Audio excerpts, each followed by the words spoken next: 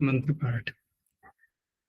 ॐ सहनावतु सहनौ भुनक्तु सह वीर्यं करवावहै तेजस्विनावधीतमस्तु मा विद्विषावहै। ओम शांति शांति शांति। प्रारंभिक रचनानुवाद कौमुदी की 19वीं कक्षा। नवाभ्यास हमारा चल रहा था, जिसमें से आधा भाग हो गया था। आज अनुवाद वाला भी भाग देखेंगे और पीछे जो विषय हुए हैं उनमें से यदि कोई बात और स्पष्ट करनी हो तो आप रख सकते हैं उसको, क्योंकि पीछे हमने जो सु आदि प्रत्ययों के विषय में उनका वर्गीकरण करके जो व्याख्या की थी वो पूर्ण रूप से यदि समझ में नहीं आई है, कहीं किसी स्थल पर कुछ संदेह दिखाई दे रहा हो तो उसको भी रख सकते हैं। और उससे पहले एक कक्षा में इडागम धातु में होना या न होना, इस पर भी विचार हुआ था। तो धातुओं में एक चीज और भी होती है। हमने जो विचार किया था उस समय धातुओं में कि जो स्वर रहता है, जो अनुबंध नहीं है, अनुबंध हटा करके धातु में जो स्वर विद्यमान रहता है उस पर विचार हुआ था कि वह यदि उदात्त है तो उस धातु से प्रत्यय जब लाए जाएंगे तो इडागम होता है उन प्रत्ययों में। एक तो ये बात हुई थी, लेकिन इडागम भी कैसे प्रत्ययों को होता है, ठीक है ना। इडागम इडागम क्या सर्वत्र हो जाएगा? जैसे भू धातु में जो ऊकार है ये उदात्त है, तो हम कहेंगे कि धातु ये सेठ है। तो सेठ है तो सर्वत्र तो हमें इडागम नहीं दिख रहा है। जैसे भवती भवतः भवंती, यहाँ दिख रहा है कहीं इडागम, लेकिन भविष्यति भविष्यतः भविष्यन्ति यहाँ दिख रहा है। प्रश्न समझ में आया ना कि भवती भवतः भवंती इत्यादि जो हमने रूप बनाए तो तिप्तस्य ये सब प्रत्यय लेकर के आए, लेकिन कहीं पर भी इडागम नहीं है यहाँ। परंतु भविष्यति भविष्यतः भविष्यन्ति में जब स्या प्रत्यय आया, स्यतासी लिरी लुटो सूत्र से, तो उसको इडागम हो गया। तो किसी को इडागम होना, किसी को न होना, धातु तो सेठ ही है। धातु ऐसा नहीं है कि किसी स्थल पर अनिट है, किसी स्थल पर सेठ है। वो तो सेठ है तो है, वो तो निश्चित हो चुका है। तो ये भी समझना होता है हमें कि इडागम किस प्रकार के प्रत्ययों को होता है। तो आपको ध्यान होगा किसी कक्षा में हमने प्रत्ययों के दो नाम बताए थे, सार्वधातुक और आर्ध धातुक। सार्वधातुक संज्ञा तो कुछ ही प्रत्ययों की थी। सूत्र था तिंशित सार्वधातुकम। एक बार देखना है तो स्मरण के लिए आप निकाल सकते हैं कि जहां पर हम तीसरे अध्याय की समाप्ति कर रहे होते हैं तो वहां 29 पृष्ठ पर 113 संख्या का जो सूत्र है, तिंशित सार्वधातुकम, ठीक है ना। ये आपको दिखाई दे रहा होगा। आपको तो ये चित्र आपको भी उल्टा दिखाई दे रहा है क्या? मुझे तो ये उल्टा दिखाई दे रहा है। नहीं, हमें नहीं, हमें सीधा दिखाई दे रहा है। हमें सीधा दिखा दे रहा है। अच्छा, तो मुझे क्यों उल्टा दिखाई दे रहा है ये? चलो, आपको सीधा दिखाई देना चाहिए। तो तिंक्षित सार्वधातुकम बहुत सरल सूत्र है, न किसी की अनुवृत्ति लानी है न कुछ भी। यानी कि तिंग और शित सार्वधातुक होते हैं। तिंग से तो हम परिचित हो ही चुके हैं बहुत, स्पष्ट रूप से, तिप्तसी सिप्तस्थ आदि जो 18 प्रत्यय हैं, तो इनका नाम होता है सार्वधातुक। दूसरा एक अन्य विशेषण के रूप में प्रयोग किया है शब्द शीत।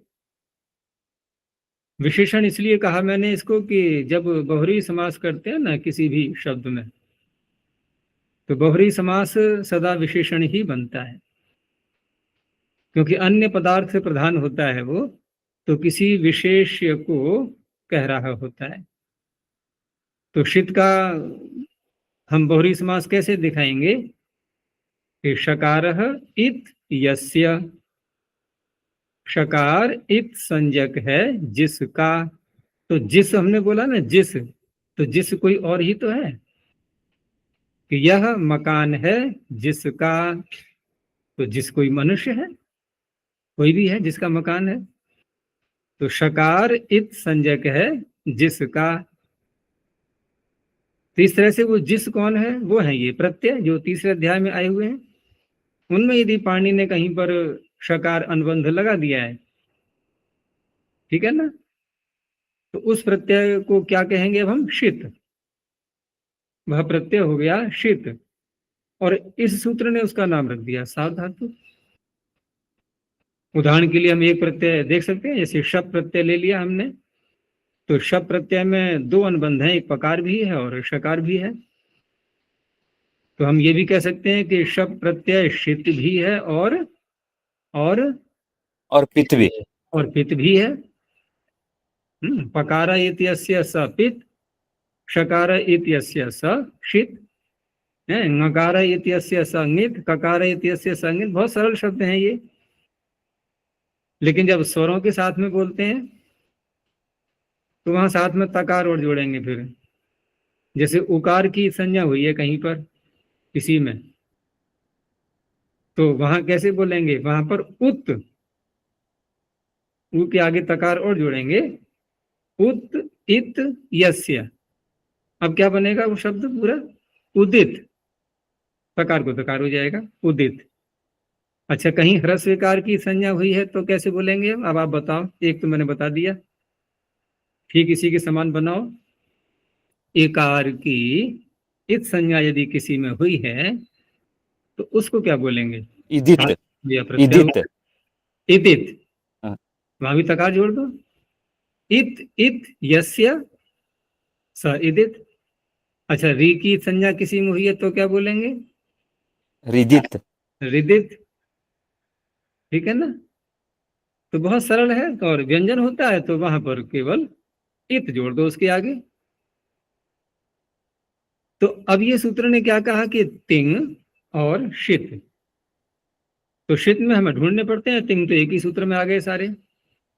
इनका नाम होता है सार्वधातु, और जितने भी अन्य रह गए वो शेष में आ गए। अगला सूत्र आर्धातुकम शेषः। अब शेष में तो बहुत ही बनेंगे, क्योंकि तिंग एक सूत्र में आ गए, शीत भी गिने चुने हैं, तो अन्य जितने भी रह गए वो सब शेष ही तो रह गए। उनका नाम होता है आर्ध धातु। तो इस तरह से ये तो इसने प्रत्ययों का नाम रख दिया। अब रही बात कि इडागम हम जब करते हैं तो देखो, सबसे एक प्रमुख सूत्र अष्टाध्यायी में, इडागम के अनेकों सूत्र मिलेंगे आपको, लेकिन जो सबसे मुख्य सूत्र जिसको कहा जाता है वो है 74 पृष्ठ पर। 74 पृष्ठ पर सूत्र संख्या है 35। अब देखो, आपको बहुत स्पष्ट अर्थ आपको समझ में आ जाएगा इसका कि आर्ध धातु कस्य, वही शब्द आ गया ना आर्धातुकम शेषः वाला। आर्ध धातु कस्य इट, जिस इडागम की बात कर रहे हैं हम, वो इट भी आ गया। वलादेहि, वलादि में फिर बहुरी समास आ गया, बहुरी समास फिर बनेगा विशेषण। तो वलादि का अर्थ क्या बनेगा? वल आदिर यस्य। वल आदि है जिसका, आदि माने प्रारंभ का वर्ण। प्रारंभ का वर्ण किसी शब्द में या प्रत्यय में यदि वल है, वल प्रत्याहार लेंगे, अब ध्यान रखना, हय वर्ड के व से लेकर के और हल सूत्र के लकार तक। तो वल प्रत्याहार का यदि कोई भी वर्ण किसी आर्ध धातुक प्रत्यय के आदि में है, क्योंकि बलादे है ये जो है ना, ये विशेषण बनेगा आर्ध धातुकस्य का, तो क्या अर्थ बना फिर? बलादि आर्ध धातुक के लिए इडागम होता है।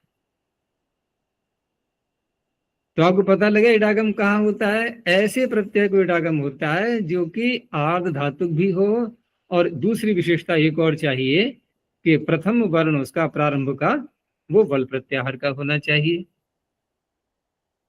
अब कोई संदेह नहीं रहेगा आपको।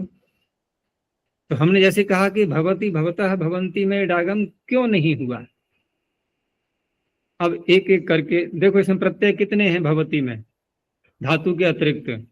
हमें यह भी ध्यान रखना है, हम जब कोई पद बोलते हैं, कोई रूप बोलते हैं, चाहे वो सुबंत रूप हो या तिङंत रूप हो, तो हमें यह भी ध्यान रहना चाहिए कि इसमें मूल शब्द कितना है और प्रत्यय कितने हैं, तब पूरा ज्ञान होता है। तो भवती में मूल क्या है? धातु कौन सी? भू, जिसको गुण होकर के अवादेश होकर के बन गया है भव, वकारांत तक ले लो, अलग कर दो इसको। तो भव अंश हो गया धातु का। अब आगे प्रत्यय कितने हैं?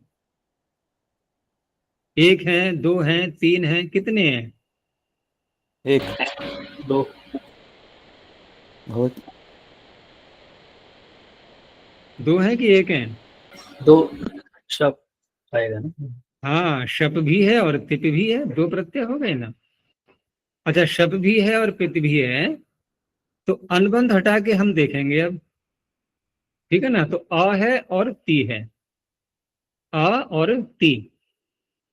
अब क्या आपको ये जानकारी हो सकती है कि ये दोनों प्रत्यय अ और ती, पहले एक को निर्णय कर लो, एक का, कि अ प्रत्यय, ये तो मैंने बताया था आपको कि एक नाम अवश्य होगा, या तो सार्वधातुक अथवा आर्ध धातुक। तो क्या नाम आपको लग रहा है इसमें? अ का क्या नाम है, इनके शब्द का क्या नाम है? शब्द का क्या नाम है? सार्वधातुक है। सार सार्वधातुक। हाँ, क्यों है सार्वधातुक? क्योंकि इसमें तिंशित पाणिनि ने शकार अनुबंध लगाया था, अर्थात ये शित प्रत्यय था, इसलिए है ये सार्वधातुक, ठीक है ना। तो क्या हम यहाँ पर इडागम कर सकते हैं इसको? कभी नहीं, कभी नहीं हो सकता। न तो बलादि है, न सार्वधातुक है, वो आर्धातुक है, दोनों में से कुछ भी नहीं है ये। अब अगला आया तिप प्रत्यय, तिप का ती बचा। अब बताओ निखिल, ये ती बलादि है या नहीं है? पहले बलादि की पहचान करो। बलादि नहीं है। बलादि नहीं है। राघवेंद्र जी कैसा लग रहा है आपको, बलादि है कि नहीं है? नहीं है, इसमें वल तो नहीं है इसमें तो। इसमें बल नहीं है। शीर्ण जी आपको क्या लग रहा है, बलादि है कि नहीं है? पहले नहीं बलादि आचार्य का अर्थ, बलादि का अर्थ स्पष्ट है क्या सबको? बल प्रत्याहार में जितने वर्ण आते हैं उनमें से कोई भी वर्ण प्रत्यय का पहला वर्ण होना चाहिए। तो ती में दो वर्ण है, तकार और इकार, पहला वर्ण है तकार। क्या तकार बल प्रत्याहार में नहीं आ रहा है? आता है आचार्य जी। आता, फिर बलादि हो तो गया। परंतु ये सार्वधातुक है। देखो, परंतु कह करके तो उत्तर दूसरा आ रहा है ना। अब ये मैंने प्रश्न ये नहीं किया था कि सार्वधातुक है कि आधातुक है, मैंने कहा कि बलादि है कि नहीं है, तो उत्तर आएगा बलादि है। तो ये प्रत्यय के शब्द आने चाहिए, मतलब वल में जो ये प्रत्यय है 14 बल में प्रत्यय है, बल में प्रत्यय नहीं, बल प्रत्याहार है। नहीं, वल प्रत्याहार जो है उसमें जो प्रत्याहार में जो ये है जो वर्ण। वर्ण आ रहे हैं हाँ हाँ, उनका 14 कोई भी प्रत्याहार। एक वर्ण, उनका कोई भी एक वर्ण प्रत्यय का पहला वर्ण होना चाहिए।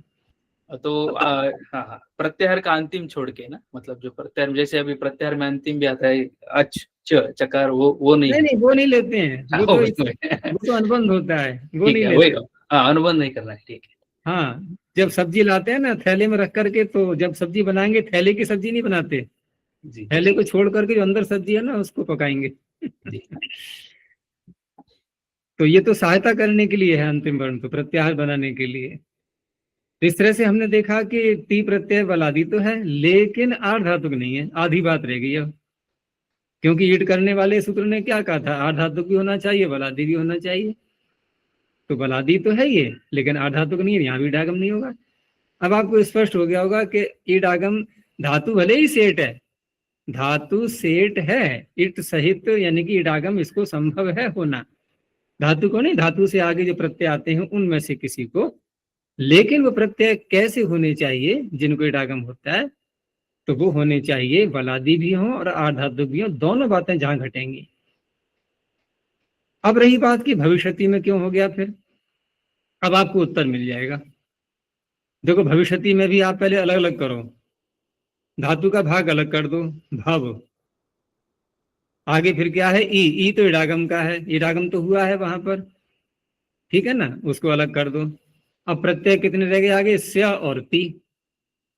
स्यतासी लिरी लिटो से स्या आया था और तिप्त जी वाला ती है, तो ती में तो फिर वही बात घटेगी, कौन सी, बलादी तो है लेकिन सार्वधातुक है। तो आप ती में तो ईडागम की कभी कभी साहस नहीं करोगे करने का, आप दुस्साहस कह सकते हो क्योंकि सार्वधातुक है वो, बलादी होने तो कोई चिंता नहीं। परंतु स्या प्रत्यय पर विचार करना है कि स्या प्रत्यय आर्ध धातुक है या सार्वधातुक है। तो इसकी तो पहचान बहुत ही सरलता से हो जाएगी आपको, भाई तिंग और शित यदि नहीं है तो आर्धातुक है।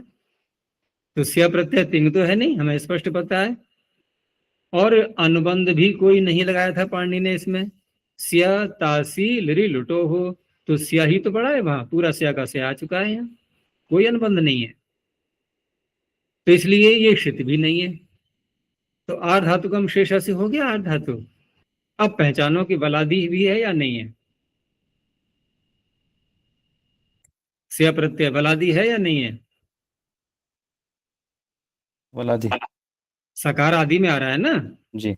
तो श श सर सकार तो आ गया ना, हमें तो हाइब्रिड के व से लेके हल सूत्र तक हकार तक जाना है। इस तरह से बलादी भी है आर्धातुक भी है। अब देखेंगे हम कि धातु सेठ है या अनिट है, अब पहचान होगी यहां पर। धातु का सेठ होना अनिट होना उसका परिणाम यहां दिखाई देगा आपको, क्योंकि भू में जो ऊ था ये उदात्त था, तो उसका परिणाम अब दिखाई दे रहा है हमें कि धातु में ये योग्यता है कि वह अपने आगे किसी भी बलादी आर्धातुक प्रत्यय के आने पर उसको इडागम करवा सकती है, ये धातु के अंदर योग्यता विद्यमान है। और यदि धातु के अंदर योग्यता विद्यमान नहीं है, जैसे कि पा धातु पीने अर्थ में आती है ना, उसका यदि हम लिट लकार में रूप बनाएं तो पास्यति बनता है या नहीं। अब देखो स्थिति वहां ज्यों की त्यों है, जैसे भविष्यति में था कि वहां भी धातु क्या है, पा, प्रत्यय आगे दो ही हैं, स्या और ती, तो ती में तो हम देखेंगे ही नहीं कभी इडागम करना, क्योंकि वो तो सार्वधातुक प्रत्यय होते हैं सारे, ये पूरे 18 प्रत्यय ये सार्वधातुक होते हैं, इनको इडागम कभी भी नहीं होता है, ठीक है ना। अब रही बात कि ये जो स्या प्रत्यय इसके आगे आया है ये तो बलादी आर्धातुक है, तो बलादी आर्धातुक तो है लेकिन धातु में योग्यता है ही नहीं।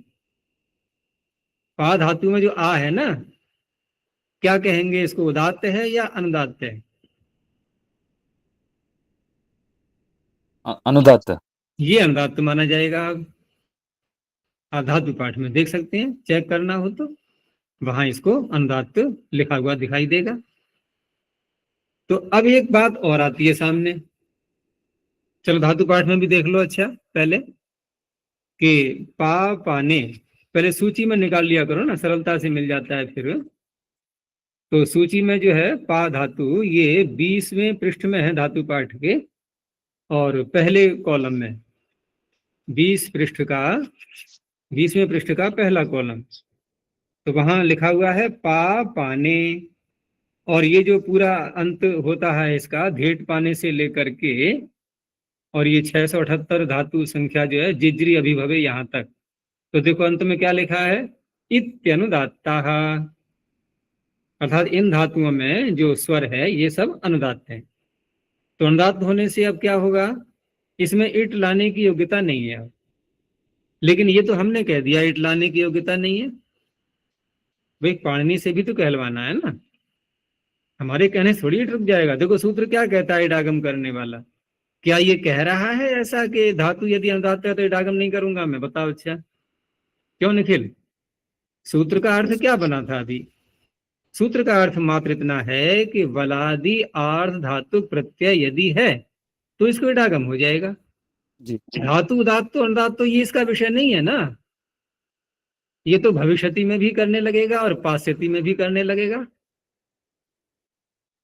तो ये तो उलझन हो गई ना, ये सूत्र कैसे, ये निर्णय नहीं कर पाएगा इस बात का। तो इसका निर्णय करने के लिए भी एक बहुत ही प्रमुख सूत्र है। आप एक पृष्ठ पीछे को हट जाओ, 73 संख्या पर सूत्र है, 10वीं संख्या पर। एकाच उपदेशे अनुदात्तात्। अब आपको लग रहा है थोड़ी राहत की सांस आएगी कि इसमें अनुदात्त शब्द आ चुका है। तो क्या कह रहा है ये, धातु कैसी होनी चाहिए जिसके आगे इडागम कभी नहीं आ सकता? तो इसमें दो विशेषण हैं। एक तो एकाच है, ये बहुरी समास है कि एक अच है जिसमें, तो एक अच तो भू में भी था, भू में ऊ अकेला एक ही तो था, परंतु भू में ऊ उदात्त था। ये क्या कहता है कि धातु कैसी होनी चाहिए, एक अच हो जिसमें, ठीक है, पा ऐसी ही है, और साथ में अनुदात्त भी हो। तो अभी हमने धातु पाठ में देख ही लिया था, अनुदात्त भी है धातु, ये दोनों शर्तें पूरी हो गई। अच्छा एक अच भी हो तो वो कहाँ देखेंगे हम, उसकी भी इन्होंने जगह बता दी है कि उपदेश में ही देख लेना सीधा मूल धातु पाठ में। हमने और कोई प्रक्रिया करके बाद में एक अच का बना लिया हो उसको, वहां नहीं देखना है हमें, उपदेशावस्था में। उपदेशावस्था उसे कहते हैं कि मूल अवस्था जहां पाणिनि ने उसका पाठ किया है, वहां देखना है।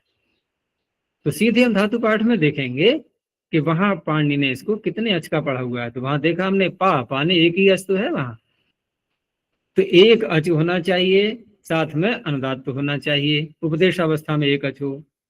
ऐसी धातु से उत्तर, उत्तर मैंने क्यों कहा, देखो कौन सी व्यक्ति अनुदात्तात में, पंचमी आ रही है ना, एक आच में पंचमी है, पंचमी का अर्थ क्या होता है, से उत्तर। तो ऐसी धातु से उत्तर, अब इतना तो सूत्र का अर्थ हो गया। अब ये एट नहीं होता, ये कहां से करेंगे हम, ये तो है ही, लिखा हुआ ही नहीं है इसमें।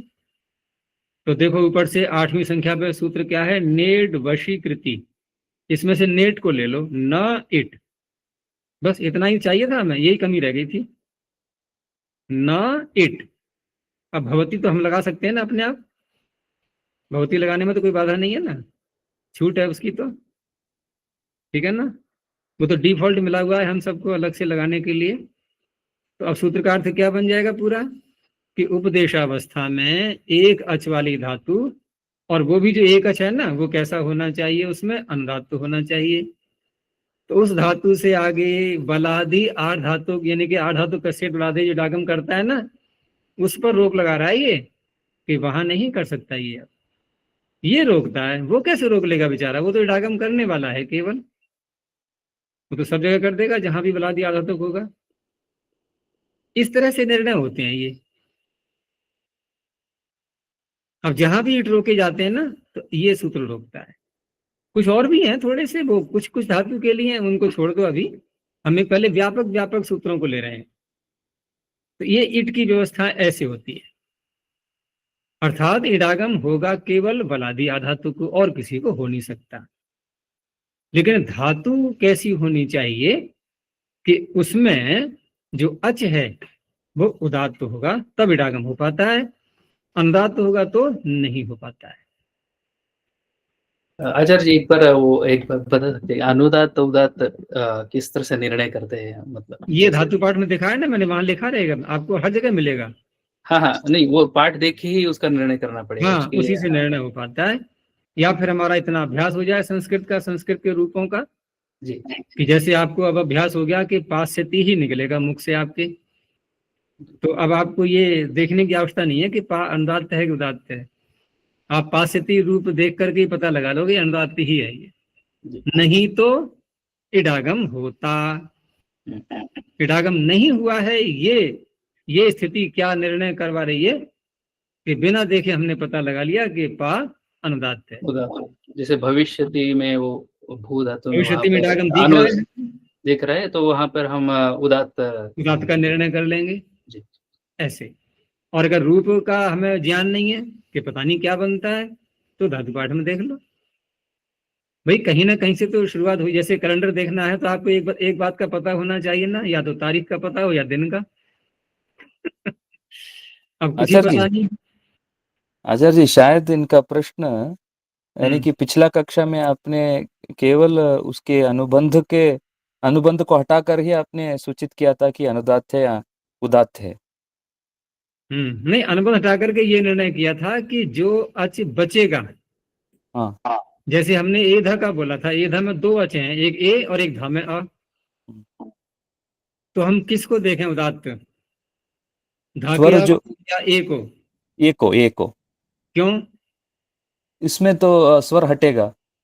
हाँ, तो ये बात हुई थी ना, अनुबंध हटा के। अब भू में तो अनुबंध है ही नहीं, जहां अनुबंध नहीं है वहां तो कोई समस्या ही नहीं, वहां तो बचेगा ही बचेगा वो। अच्छा जी, और उदाहरण दे सकते हैं आचार्य जी इस विषय में? और उदाहरण बोलो, मतलब अम, सब उलझन कहाँ आ रही है तब दें उदाहरण। और शील समाधौ। शील समाधौ। अब शील समाधौ धातु पाठ में निकालो पहले, कहाँ आ रही जी, है? 12वीं पृष्ठ में 350। हाँ, तो 12 पृष्ठ पर आ रही है, 350 संख्या की जो धातु है, शील समाधौ। तो ये जो पूरा एक समूह होता है ना, इसको भी ध्यान रखा करो आप।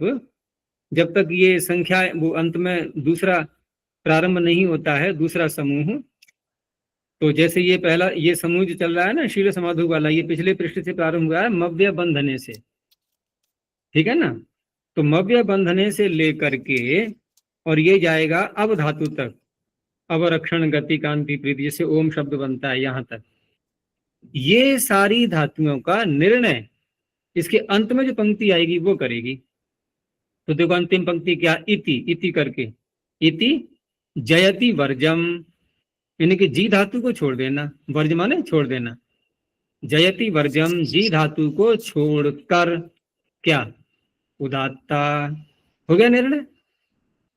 नहीं हुआ? हो गया, हो गया। हो गया निर्णय। अच्छा, अब एक शब्द और आता है साथ में, उदात्तेता। ये क्या है फिर? ये भी तो आता है ना साथ में। तो जो अनुबंध होता है, अनुबंध इत संज्ञा करके तो हटाते हैं, तो देखो इसमें इत शब्द जुड़ा होगा, उदात्तेत। उदात्त इत है जिसका, पहला वाला क्या था, उदात्ता। ये क्या है, उदात्तेता।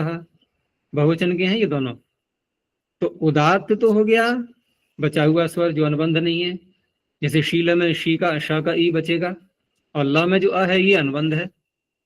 तो ल में अ जो अनुबंध है, ये भी, इसका भी हमें देखना होगा कि ये उदात्त है या अनुदात्त है अथवा स्वरित है। अब यहाँ पर एक चीज सामने ये भी है कि जो स्वर रहता है शेष धातु में, उसमें दो ही चीज देखी जाती हैं, दो ही संभावनाएं हैं, उदात्त या अनुदात्त। लेकिन जो अनुबंध के रूप में आया हुआ है स्वर, उसमें तीन संभावनाएं होती हैं। उदात्त अनुदात्त दो तो हैं ही, वो एक और जोड़ दो आप उसमें, स्वरित। क्यों है तीन संभावनाएं? क्योंकि उसके आधार पर तीन निर्णय निकलेंगे। देखो, जो स्वर धातु में है विद्यमान, उससे दो ही निर्णय होते हैं कि धातु इट करवा सकती है या नहीं करवा सकती, ठीक है ना। और जो स्वर हटेगा अनुबंध के रूप में है, उससे तीन निर्णय होंगे। कौन कौन से तीन निर्णय? कि इस धातु के आगे परस्मी पद के प्रत्यय आएंगे, अथवा आत्मनेपद के प्रत्यय आएंगे, अथवा दोनों प्रकार के आएंगे, उभयपदी बोलते हैं जिसको। तो फिर तीन निर्णयों के लिए तीन प्रकार का अनुबंध भी तो हो। तो यदि उदात्त अनुबंध है तो परस्मी पद के प्रत्यय आएंगे, यदि अनुदात्त अनुबंध है तो आत्मनेपद के प्रत्यय आएंगे। कितनी सरलता से हो रहे निर्णय ये। और यदि स्वरित अनुबंध है तो दोनों प्रकार के प्रत्यय आएंगे। तो उदात्तेत, अनुदात्तेत, स्वरितेत, और जो बचा वो उदात्त और अनुदात्त, वहां इत नहीं जोड़ना है, वो तो है ना, वो अनुबंध नहीं है। तो जो बचा हुआ है वो सेठ अनिट का निर्णय कराने के लिए, जो हटेगा वो परस्मी पद, आत्मनेपद, उभय पद का निर्णय कराने के लिए। तो इस तरह से आपको प्रत्येक वर्ग में धातुओं के अंत में जो पंक्ति आती है वहां कितने प्रकार के वाक्य बन जाएंगे, बनाओ, स्वयं बनाओ। देखो मैं पहले स्थिति बोलता हूं कि जो स्वर बचा हुआ है वो उदात्त है, और जो हटेगा वो भी उदात्त है। अब आप बोलो, इति, इति लगा करके बोलो। इति मैं एक बोल देता हूँ, बाकी आप बनाना। इत्युदात्ता उदात्तेतः। इत्यनुदात्त अब अनुदात्तेतः। इत स्वर दूसरी कंडीशन कि जो स्वर बचेगा वो अनुदात्त है और जो हटेगा वो उदात्त है। अब इति उदात्त अनुदात्तेतः। नहीं, जो बचेगा वो अनुदात्त, तो इत्यनुदात्ता उदात्तेतः, ठीक है ना। अब थोड़ा फिर बदलेंगे हम, जो स्वर बचेगा वो उदात्त और जो हटेगा वो अनुदात्त, तो इत्युदात्ता अनुदात्तेतः, ठीक है ना। अब इसको भी उल्टा कर दो कि जो स्वर बचेगा वो भी अनुदात्त, जो हटेगा वो भी अनुदात्त, तो इत्यनुदात्ता अनुदात्तेतः। अब और आगे कि जो स्वर बचेगा वो उदात्त, जो हटेगा वो स्वरित, तो इत्युदात्ता स्वरितेतः। अब फिर पलट दो कि जो बचेगा वो अनुदात्त, जो हटेगा वो स्वरित, तो इत्यनुदात्ता स्वरितेतः। तो 6 प्रकार के बन गए ये, ठीक है ना। ऐसे बनते हैं ये वाक्य।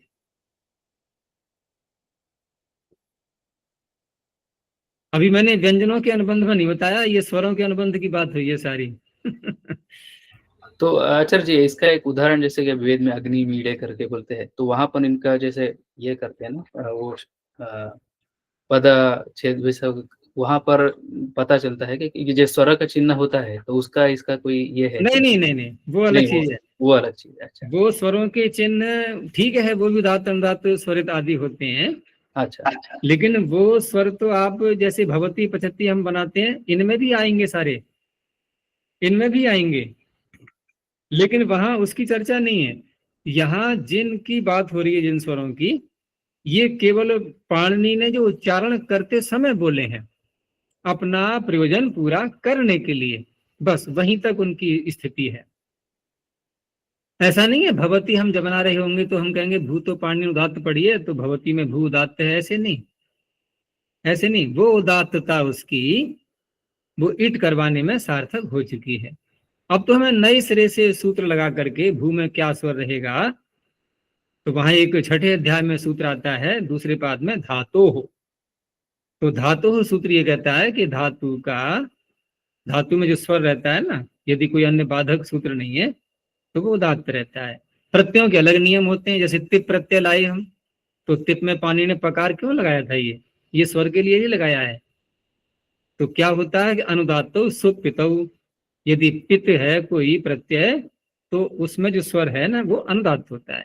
ये बोलने में काम आएंगे। अब जो हम स्वरांकन करते हैं ये वहां काम आएंगे। ये इनका स्वरांकन नहीं करना है, जो धातु पाठ में जो स्वर है बोल रहे हैं हम, इनका स्वरांकन नहीं करना है, लिपि के रूप में नहीं रखते उसको। तो इस तरह से निर्णय होते हैं ये, और बताएंगे बाद में, फिर थोड़ा सा ऐसे धीरे धीरे करके विस्तार होता जाएगा। अब ये थोड़ा वाक्य ले लेते हैं जो इसमें रह गए थे, इस अभ्यास को पूरा करते हैं।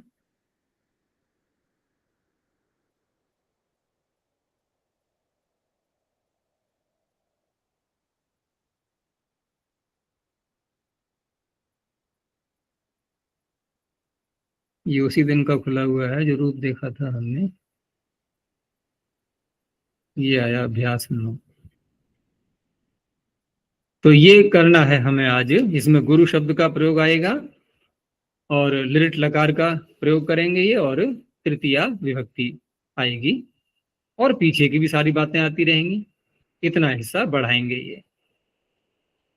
तो पहले उदाहरण के वाक्यों में देखा हमने कि वह पढ़ेगा, तो स पठिष्यति, बहुत सरल है, कोई कठिन नहीं है इसमें। स के आगे सुप्रत्यय आएगा उसका एक तदोह सुलोपो कोरण्य समासे हली से लोप हो जाएगा।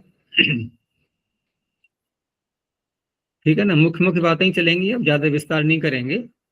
और आगे जैसे है तू पढ़ेगा, तो हमें कर्ता, क्रिया, वचन, पुरुष, लिंग, इन सब बातों का ध्यान रखना है। ठीक है ना। तो यहाँ पर क्रिया कौन सी हो गई? पठिष्यसि।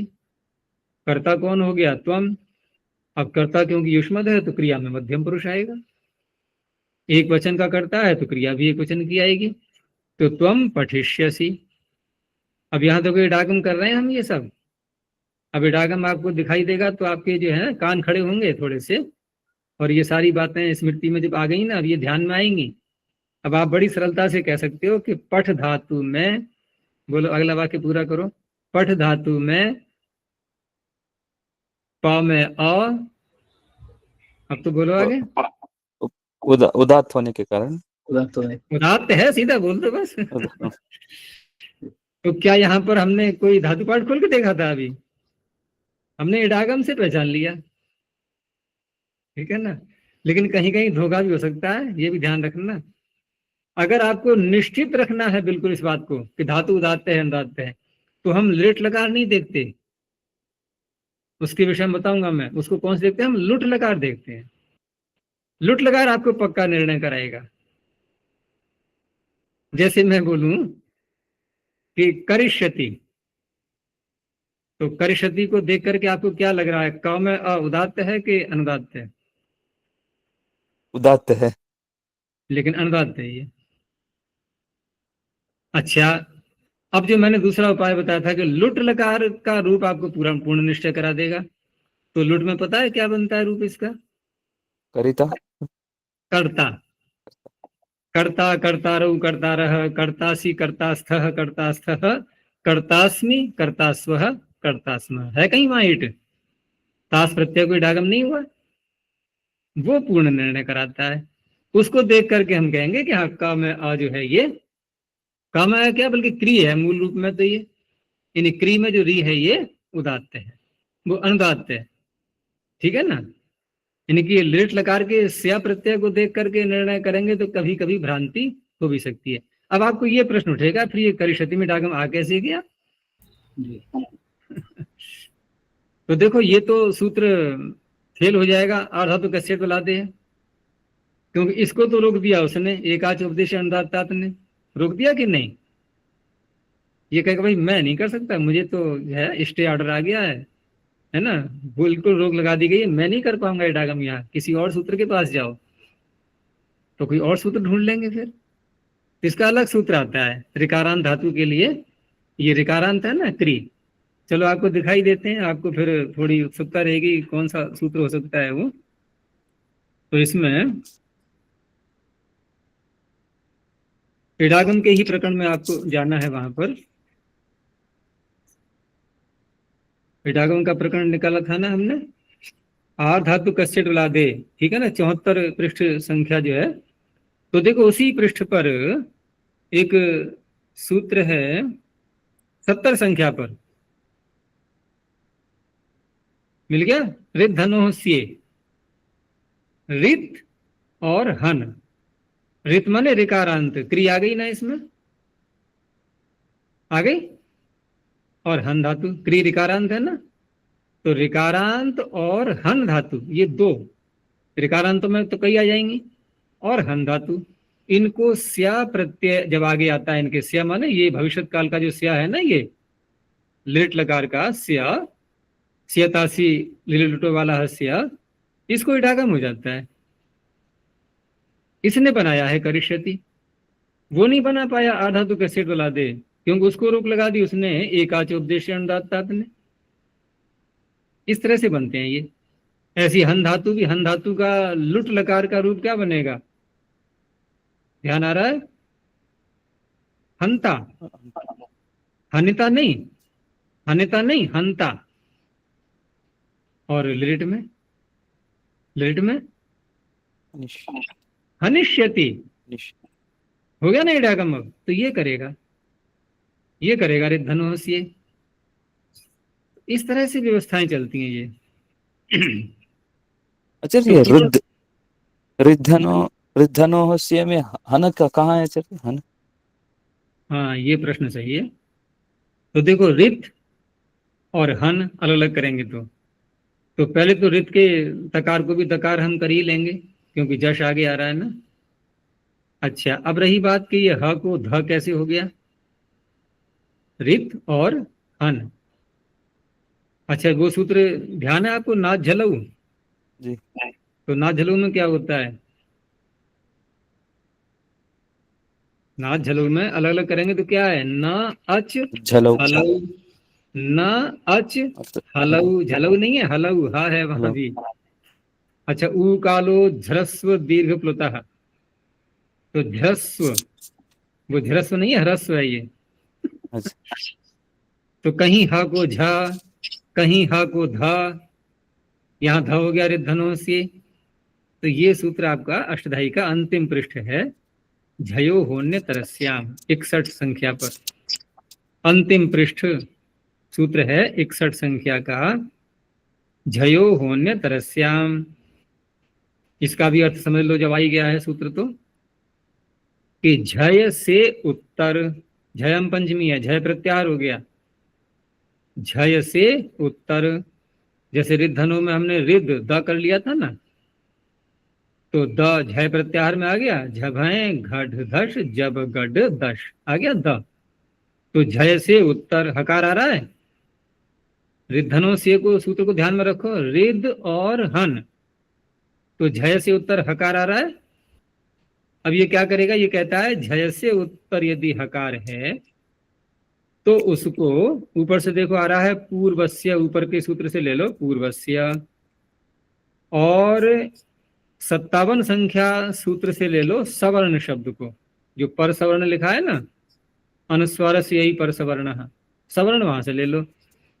तो पूर्वस्य सवर्ण, पकड़ो विषय के लिए, कि झय से उत्तर, जैसे रिद और हन, झय से उत्तर, ठीक है ना, हकार के स्थान में, हा में षष्ठी है ये, हा, हकार के स्थान में पूर्वस्य सवर्ण, पूर्व जो वर्ण है उस जैसा हो जाएगा। तो हकार से पूर्व क्या है, दकार, रिद का। अब दकार में से हम देखेंगे दकार का सवर्णी, दकार का सवर्ण ऐसा होना चाहिए जो हकार से कुछ मिलता जुलता भी हो और दकार की बातें भी उसमें आ रही हैं।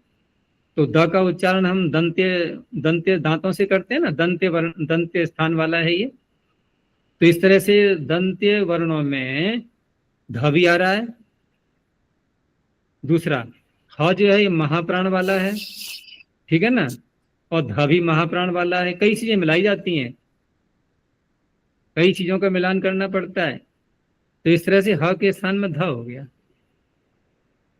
ऐसे बनता है धनुष। चलो, तो इस तरह से हम जो कह रहे थे कि डागम का अगर पूर्ण निर्णय करना है तो लुट लकार करवाता है, और कहीं कहीं विरट लकार से भी हम थोड़ा बहुत निर्णय कर सकते हैं। लेकिन कुछ स्थल ऐसे हैं जहाँ के धातु अनुदात होते हुए भी लिट लकार में इडागम हो जाता है, जैसे कि धनुष सूत्र लगाया हमने अभी। तो त्वम पठिष्यसि हो गया, मैं पढ़ूंगा, अहम पठिष्यामि, ऐसे ही स गृहम गमिष्यति। आगे इन्होंने सब क्रियाओं के रूप दिखा दिए हैं कि लिट लकार में कैसे बनते हैं। तो हसिष्यति है, बालकम रक्षिष्यति, वदिष्यति, अभी सब ये धातु सब कैसी हैं, ये सेठ हैं। अत्र आगमिष्यति, इन सब का कर्ता कौन है, वही स जो दे दिया है प्रारंभ में।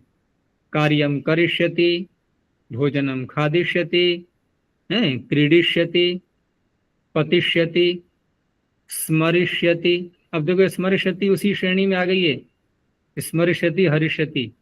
अब ये देख करके आपको लगेगा कि ये धातु उदात्त है, उदात्त नहीं है, अनुदात्त है दोनों ये। तो इडागम किससे करेंगे, वृद्धनोस्य है। हाँ अब आ गया ना देखो, ऋकारांत है दोनों ये, स्मृति और हिरी। अब इससे ये भी पता लग रहा होगा आपको कि लुट लकार में क्या रूप बनेगा इनका, बताओ जरा। स्मर्ता स्मर्तारो स्मर्ता रहा। हाँ, वहां नहीं हुआ ना इडागम। ऐसे हिरी का हरता, हरिता ऐसे नहीं कहेंगे। तो ये हो गया। ऐसे ही एशिष्यति, ये इष्ट धातु का है, चाहना। लेखिष्यति लिख धातु का हो गया। चोरयिष्यति ये तो चुरादिगण की है, ठीक है ना। चिंतयिष्यति, कथयिष्यति, भक्षयिष्यति, रचयिष्यति, ये इतनी हो गई चुरादिगण की। आगे फिर दिवादिगण की आ गई, देविष्यति। और नृत धातु का नर्तिष्यति, और नश धातु का नशिष्यति, और भ्रम धातु का भ्रमिष्यति। तो ये लिट लकार के इन्होंने सभी के एक एक रूप दिखा दिए हैं। आगे है सभोजनम। अब देखो यहां यहां जो रूप आ रहे हैं, अब ये सब ऐसी धातुएं हैं जो कि सभी अनुदात्त हैं। देखो कहीं इडागम नहीं दिखाई देगा आपको। जैसे पच धातु है, तो पच धातु जो है अगर धातु पाठ में आप देखोगे तो वहां अनुदात्त मिलेगी। इसलिए अब आर धातु कस्यट बलादे है सूत्र यहां इडागम नहीं कर पाएगा। क्यों नहीं कर पाएगा, किसने रोका? मैं सूत्र बार बार याद दिलवा रहा हूं आपको जिससे कंठस्थ हो जाएगा। कौन से सूत्र ने रोक दिया? नेड वशीकृति। नहीं, एकाच उपदेशे अनुदात्तात्, वहां से तो नेट की अनुवृत्ति लाए थे हम, ठीक है ना। तो वो याद रहा और ये मुख्य नहीं याद रहा, अनुवृत्ति वाला याद रह गया। तो पक्षति बनेगा अब ये। अब आपको ये प्रश्न हो सकता है कि पक्षति में ये च है धातु में, तो चकार को ककार कैसे हो गया? चलो ये फिर देख लेंगे, संधियों के नियम। हाँ, संधियों के नियम है वो सब लगेंगे यहाँ पर। तो पक्षति। ऐसे ही नम धातु ये भी अनुदात्त है, तो गुरुम नंस्यति। दृष्ट धातु देखने अर्थ वाली ये भी अनुदात्त है, तो पुत्रम द्रक्ष्यति। अब यहाँ परिवर्तन और भी हुए हैं, जैसे द्री में री है ना, तो री को र भी हो चुका है। इनके सूत्र अभी नहीं बताएंगे हम। तो पुत्रम द्रक्ष्यति। स्था धातु में कोई परिवर्तन नहीं हुआ है, तो स्थास्यति। जलम पास्यति, देखो पास्यति हम कुछ देर पहले बोल ही रहे थे और देख भी लिया था धातु पाठ में हमने कि अनुदात्त लिखा हुआ है ना, पा पाने को। ऐसे ही घ्रा भी अनुदात्त है, तो पुष्पम घ्रास्यति। ऐसे ही ये धातु है शदलिरी विशरण गत्यवसादनेषु, धातु पाठ में शदलिरी, तो इसमें लिरी अनुबंध है, रह गया शद। और शद में मूर्धन्य शकार है प्रारंभ में, लेकिन जब प्रयोग करेंगे तो दंत सकार बन जाएगा। धात्वादेह शह सह। धातु के आदि में यदि मूर्धन्य शकार होता है तो उसको सकार हो जाता है, और अणकार होता है तो नकार हो जाता है, अणो नः। तो सत्स्यति। ऐसी ही जी धातु है, ये भी अनुदात्त है। देखो वहां जो पाने का ही प्रकरण था ना, नहीं शील समाधु वाला जो प्रकरण चल रहा था, उसमें अंत में लिखा था ना जयति वर्जम, बताया था ना मैंने, जयति वर्जम। जी धातु को छोड़कर, जी धातु को छोड़कर शेष उदात्त थी, तो जी को छोड़कर का अर्थ क्या हो गया? जी अनुदात्त है। अनुदात्त देखो कहाँ हुआ इडागम, जेष्यति बना गुण होकर के। तो जयति वर्जम इसलिए लिखा था वहां क्योंकि वो भी उसी वर्ग में आ रही थी, उसी समूह में। अगर केवल इतना लिख देते कि दाता उदात्तता, तो फिर ये सारी सबसे इडागम होना था फिर तो जयति वर्जम बोलना पड़ा उनको, एक छोड़नी पड़ी उसमें। पुस्तकम नेष्यति, ये नी धातु है, णीय प्रापण है। और तुदादिगण की, तो दुर्जनम तोत्स्यति, यहां भी इडागम नहीं हुआ। ऐसे ही स्पृश धातु, जैसे दृश्य में जो री है उसको र हो गया ना, स्पृश में भी री को र हो जाएगा। तो दृश्य का क्या बना था? द्रक्ष्यति, तो स्पृश का क्या बनेगा? स्प्रक्ष्यति, छुएगा। ऐसे ही पृच्छ धातु है, वो प्रच्छ जीप सायाम, ये पूछने अर्थ में आती है ना, तो इसका बनेगा प्रक्ष्यति। और विष धातु प्रवेश करने अर्थ में आती है, तो प्रवेक्ष्यति, गृहम प्रवेक्ष्यति। और वस धातु रहने अर्थ में जो आती है, वस निवासी, तो यहाँ सकार को तकार हो गया है, वत्स्यति च। ये सब लिट लकार के इन्होंने रूप दिखा दिए हैं। आगे वाक्य बनाते हैं अब कि वह पुस्तक पढ़ेगा, तो स पुस्तकम पठिष्यति। ठीक है। ऐसे ही आगे वह गांव जाएगा, तो स ग्रामम गमिष्यति। सब प्रथम पुरुष के हैं ये। वह हंसेगा, बहुत सरल है अभी तो स हसिष्यति। हमें वही ध्यान रखना है कि लिट लकार में धातु अनिट है यति तो इडागम नहीं करेंगे, और जब सेठ है तो इडागम कर लेंगे। वह बालक की रक्षा करेगा, तो बालक तो कर्म ही है यहाँ पर रक्ष धातु का, भले ही हिंदी में की दिखाई दे रहा है आपको। तो स बालकम द्वितीय ही होगी, रक्षिष्यति। रक्ष में इडागम होगा। और वह बोलेगा, तो बोलेगा के लिए वदिष्यति, स वदिष्यति। वह घर जाएगा, स गृहम गमिष्यति। ठीक है। वह काम करेगा, स कार्यम करिष्यति। वह फल खाएगा, स फलम खादिष्यति।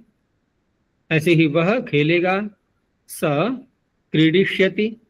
इडागम होगा यहाँ पर। पत्ता गिरेगा, अब गिरेगा के लिए हम कौन सी धातु का प्रयोग करेंगे? पतन, पतिश।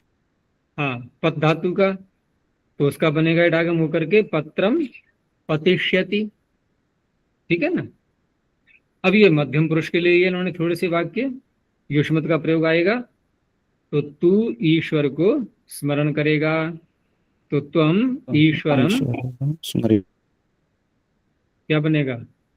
स्मरिष्यति, स्मरिष्यसि, स्मरिष्यसि। हाँ, स्मरिष्यसि मध्यम पुरुष का प्रयोग करना है अब, क्योंकि युष्मत शब्द का हमने कर्ता के रूप में प्रयोग किया हुआ है। और दूसरा मैंने बताई था कि स्मरी धातु धातु पाठ में आपको अनुदात मिलेगी। फिर भी इडागम जो हुआ है वो सूत्र उसका दूसरा है। देखो, आर धातु कस्यट बलादेशी यदि इडागम हो रहा है, इसका अर्थ है धातु उदात्त है। कोई अन्य सूत्र लगाना पड़ रहा है तो इसका अर्थ है कुछ गड़बड़ है इसमें। ठीक है ना। तो यहाँ इडागम किससे करेंगे? रिद्धनोस्य, तो बन गया स्मरिष्यसि। तू धन नहीं हरेगा, अब ये भी धातु ऐसी ही है, ह्री। ह्री स्वयं में अनुदात्त है, लेकिन लिट लकार में इडागम करने के लिए रिद्धनोस्य। अब रिद्धनोस्य तो याद हो गया होगा, बार बार कितनी बार बोल दिया मैंने। तो त्वम धनम न हरिष्यसि, धन कर्म हो गया, ये द्वितीय व्यक्ति आएगी।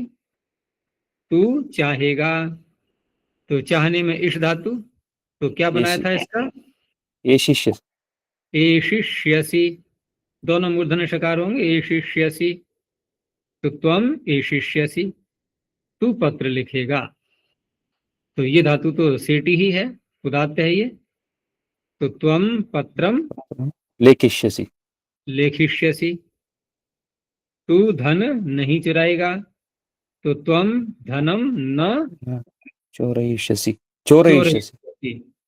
अब ये धातुएं चुरादी गण की हैं, तो यहाँ आपको एक या जिसमें ये की मात्रा लगी हुई इडागम वाली, ये सब आपको और जुड़े हुए दिखाई देंगे, क्योंकि चुरादी गण की धातुओं की अलग प्रक्रिया होती है। वहां मैंने पीछे ही बताया था कि उनकी 2 बार धातु संज्ञा की जाती है। एक तो प्रारंभ में हमने धातु पाठ से उठाया चुर धातु को, चुर शब्द को, धातु बाद में बोलेंगे हम, चुर शब्द को वहां से ले लिया, तो भूवादेव धातुआ ने उसका नाम धातु रख दिया। ठीक है।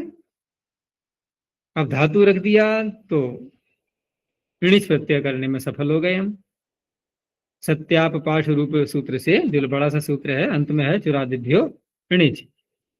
इन्हीं अन्य कोई प्रत्यय नहीं लाए अभी हम, सीधा पहले ऋणिच होगा। अब ऋणिच करने के बाद जो अन्य कार्य हैं वो हमने कर लिए।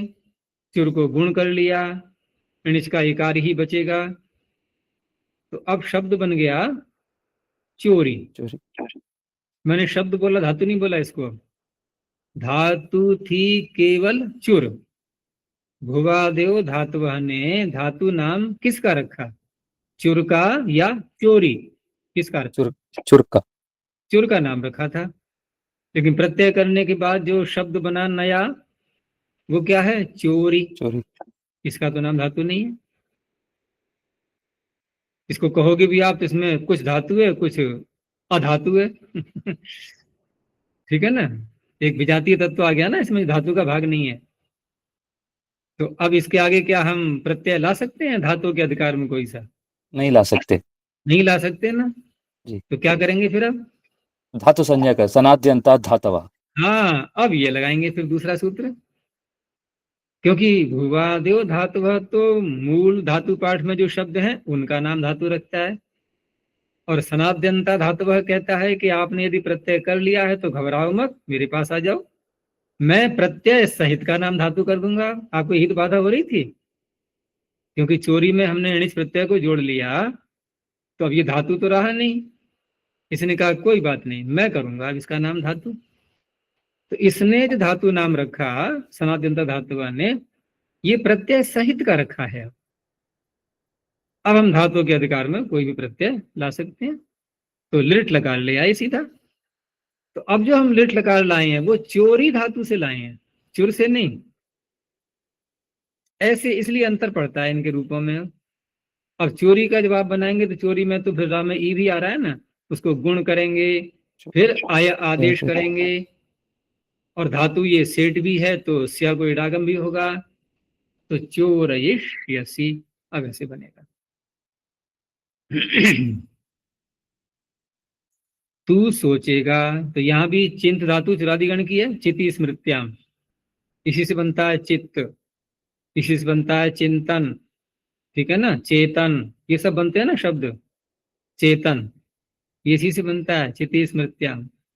एक और है चिति संजाने, दो हैं ये वैसे, उससे बन जाएगा। हाँ, चेतन तो बनाएंगे हम चिति संजाने से, और चिंतन बनेगा चिति स्मृत्याम से। अब इन दोनों में अंतर क्या है ये फिर बताएंगे कभी। तो ये हो गया कि तू सोचेगा, तो त्वम चिंतयिष्यसि, तू कथा कहेगा। तो कथा को हम अलग से भी बना सकते हैं, कथाम ऐसे करके द्वितीय ला करके, और कहेगा में पीछे हम वद धातु का भी प्रयोग करते आए हैं, लेकिन यहाँ इन्होंने कथ धातु भी हमें दे दी है प्रयोग करने के लिए, तो उसका प्रयोग कर लेंगे। त्वम कथाम कथयिष्यसि, तू फल खाएगा, त्वम फलम खादिष्यसि, ये भुवादिगण की है। तू पुस्तक बनाएगा, ये रस धातु फिर चुरादिगण की आ गई। तो त्वम पुस्तकम रचयिष्यसि। तू नाचेगा, तो त्वम नर्तयिष्यसि। नर्तयिष्यसि ये चुरादिगण की थोड़ी है। चुरादिगण में ही तो लगा होगा, नर्तिष्यसि। नर्तिष्यसि। हाँ, आगे फिर उत्तम पुरुष के वाक्य दे दिए हैं। तो मैं भ्रमण करूंगा, अहम भ्रमिष्यामि, ठीक है ना, मैं भोजन पकाऊंगा। अब ये पकाने में जो पच धातु लाएंगे हम, ये तो अनुदात्त है, यहाँ इडागम नहीं होगा। अब तो पचिष्यामी मत बोल देना, पक्ष्यामि। पक्ष्यामी, अहम भोजनम पक्ष्यामी। अब ये सब अनिट आ रही हैं। मैं पिता को नमस्कार करूंगा, अहम, अब पिता के लिए अभी पितृ शब्द नहीं दिया है इन्होंने, तो जनक शब्द को ही हम बोल लेंगे फिर से, तो जनकम। अब नम धातु भी अनुदात्त है, तो नमिष्यामी नहीं बोलना है, नंस्यामि। नंस्यामी, अनुस्वार हो जाएगा नम के मकार को, ठीक है ना, नंस्यामी। मैं चंद्रमा को देखूंगा, ये दृश्य धातु बोलेंगे यहाँ पर हम, ये भी अनुदात्त है, और द्रि में जो री है उसको र हो जाएगा।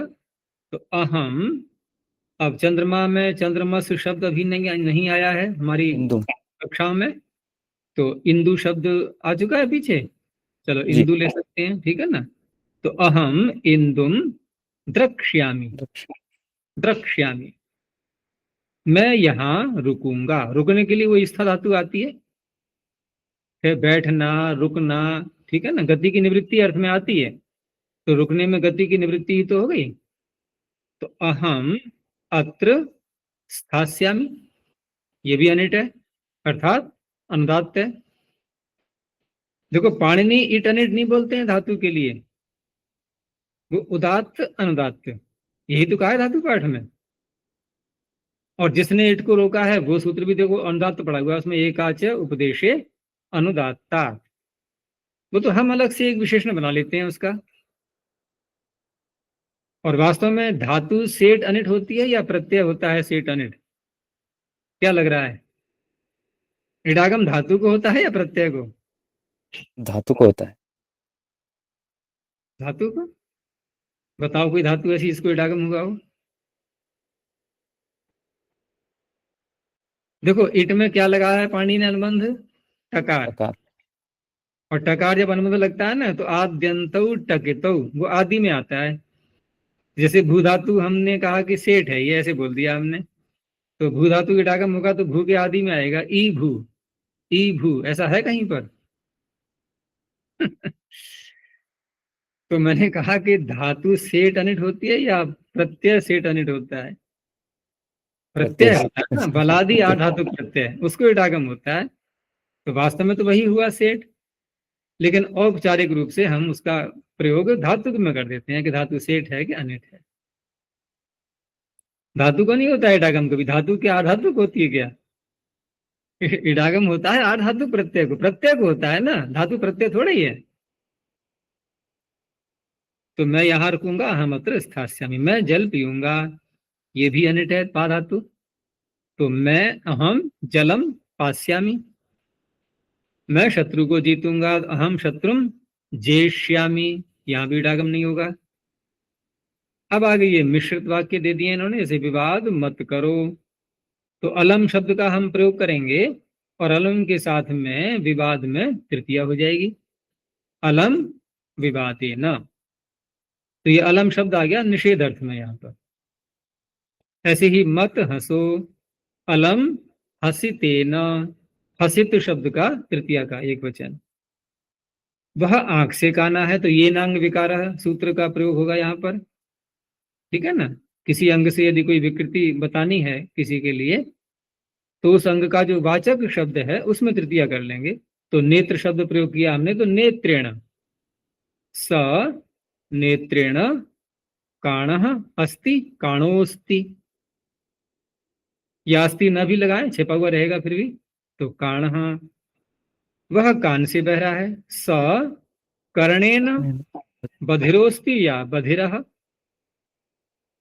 वह स्वभाव से सरल है। तो ये भी शब्द ऐसे हैं जो तृतीया में ही प्रयोग में आते हैं। तो स्वभाव को कहेंगे प्रकृति, उसका तृतीयाम बनेगा प्रकृत्या। तो स प्रकृत्या सरलः या सरलोस्ति, वह सुख से रहता है, तो सुख में तृतीया बोल लगा लेंगे, तो स सुखेन वसति, और वह दुख से रहता है, स दुखेन वसति, ठीक है ना। तो कहीं भी कोई उलझन आए आप तुरंत तो उसको प्रश्न को वहीं उभारा करो, जिससे कि सारी उलझनों को पार करते हुए हम आगे बढ़ेंगे, तो आपको सरलता बढ़ती हुई दिखाई देगी फिर। आचार्य जी, ऋषि दयानंद जी अपने प्राक कथन के अंत में लिखते हैं अलम विरमिति। नहीं, वहां तात्पर्य उनका जो वाक्य बनता है ना, अलम इति, अलम का अर्थ वहां पर है बस, समाप्ति। तो और भी वाक्य ऐसे मिलेंगे कि अलम इति बुद्धिमत वरीयेषु, अलम इति विस्तरेण, विस्तरेण कर लिखेंगे तो फिर यही तृतीया लग गई वहां पर, अलम इति विस्तरेण। वहां विस्तार नहीं बोलते हैं, ध्यान रखना। विस्तार हम जैसे बोलते हैं ना कि विस्तार करो इस विषय का लेकिन वास्तव में शब्द जो है ना विस्तर, तो यहाँ कैसे बनता है ये? क्योंकि यहाँ जो आता है ना कि विस्तार शब्द का जब प्रयोग हो रहा है, तो ये विस्तर क्या चीज हो गई, अलमिति विस्तरेण। तो यहाँ जब शब्द के विस्तार की बात आती है, शब्द संबंधी विस्तार, जैसे कपड़ा फैलाया हमने, कपड़े का विस्तार, वहां विस्तार ही बोलेंगे। लेकिन जब शाब्दिक विस्तारों की बात होती है, तो वहां विस्तार नहीं, वहां होता है विस्तर। ठीक है ना। प्रथने वाव शब्दे, ये सूत्र अलग से है, इस पर फिर कभी चर्चा करेंगे, अभी इतना ही रखते हैं। प्रणव ध्वनि। ओ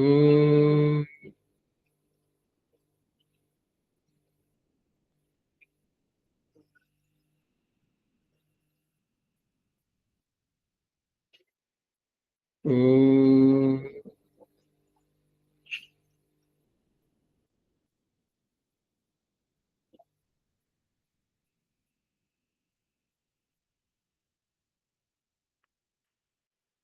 ओ